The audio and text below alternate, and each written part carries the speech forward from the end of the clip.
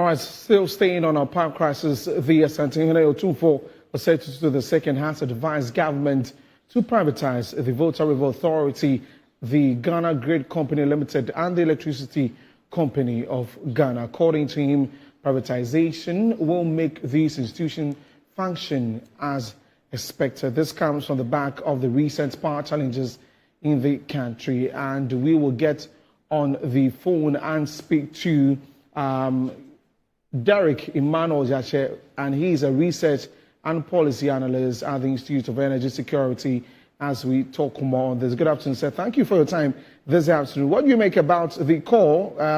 Do we need to privatize all these public enterprises? All right. Good afternoon. Thanks for the opportunity. My first comment is that privatization or allowing private participation in any sector of the economy enhances efficiency, it enhances service delivery, and then consumers are better off. But if you talk about the value chain, where we're talking about those in the transmission, that is the GRIDCO, we are talking about VRA, which are also the generators, and we are talking about ECG. Privatizing this whole value chain will not be a good thing because the energy sector is a critical asset or critical security sector of the economy. It's the one that links to production, industrialization, health, telecommunication, and other security installations. And so leaving the whole sector in the hands of a private sector will not be a good thing for a lot of other reasons which are more beneficial to Ghanaians in the long run. And so allowing a form of private participation, it's a good thing. But allowing the private sector to have full ownership of that value chain will not be a good thing, in my opinion, because of the essential nature of that sector. And the power sector very critical to the development of any economy. Okay. Also, the example that comes to mind is that of the PDS and a whole lot of scandals about that particular idea to go private. Now, even if we are going to have private firms, coming, how are we going to make sure that it works to our benefit as a country? How do we make sure that that is done very well?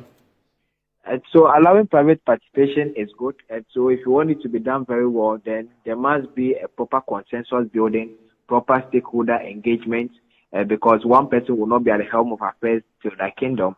Definitely, a different management can take over, or a different government can take over at any point in time.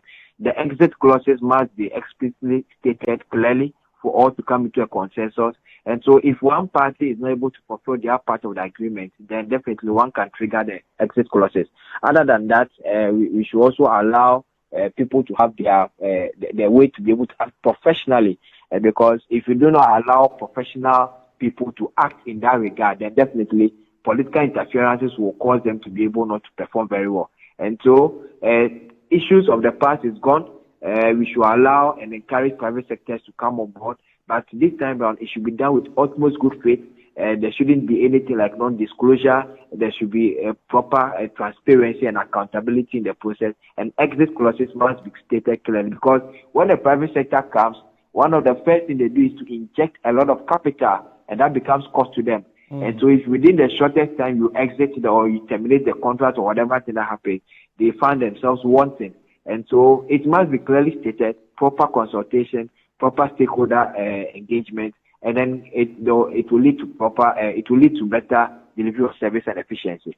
Okay, but finally, before you go, just as all of these are being handled by government now, the VRA, ECG, GRIDCO, what are we not doing right, really, as government is handling these companies? Why are we not having that efficiency as we've been looking for over the years as government, is handling these companies?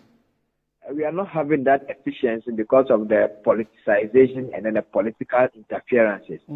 Sometimes you want to appoint people that you think that they will act professionally, but when they get there, the forces, the invisible forces behind, forces them to do things that are sometimes untoward. It's not expected of them. They leave their professional standards and skills, and then they begin to do political things. Sometimes they think the political authority appointed them, and so anything that the political authority brings on board, they must accept it and then go by that. That is the biggest weakness in that sector. Sometimes you want people to act ethically and then act professionally, but immediately political hands or politicization begins to enter, they are not able to deliver very well. So all these things are happening is that we do not also add performance to tenure of office. Because if the political authority appoints you, they don't add performance to your work. So that if you are not able to meet some performance measures or KPIs, you'll be relieved of your position. They don't do that. And so you see people just misbehaving, like ECG, they've continued to be running distribution losses from 22% as even 2016, currently to 30%. Which company can survive when you have a distribution loss of 30%? It is not a good thing. And so basically, it's because of the political interferences.